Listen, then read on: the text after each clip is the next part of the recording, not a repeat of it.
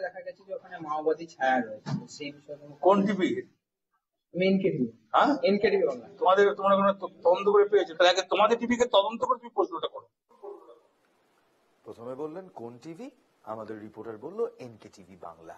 তখন বললেন কেন্দ্রীয় রিপোর্ট পরে হবে, আগে তোমরা গিয়ে তদন্ত করো।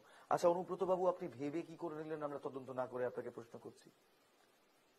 19শে ফেব্রুয়ারি এবং 21শে ফেব্রুয়ারি দুদিন আমরা গিয়েছিলাম দেউচায়। দেখুন, দেউচাতে তো সব শান্তিপূর্ণ বলাটা ঠিক হবে কিনা জানি না, তবে দেউচাতে যে ডেভেলপমেন্ট হবে সেই ডেভেলপ করার জন্য বিজেপি বিভিন্ন ভাবে, কখনো সিপিএম কে কংগ্রেস সাথে নিয়ে, কখনো কংগ্রেসকে সাথে নিয়ে, কখনো ঝাড়খণ্ড থেকে মাওবাদীকে সাথে নিয়ে ওই এলাকায় একটা বিশৃঙ্খলা সৃষ্টি করার চেষ্টা চলছে, সেই from the very beginning.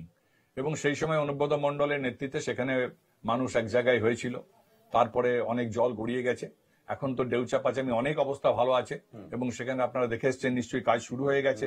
Ballast পাথর, সেখানে ব্যাসাল্ট যেটা স্টোন, সেটা ওঠার কাজ শুরু হয়ে গেছে এবং আগামী কিছুদিনের মধ্যেই সেখানে পাথর হবে, আপনার কমার্শিয়াল ভাবে সেটা প্রোডাকশন হবে।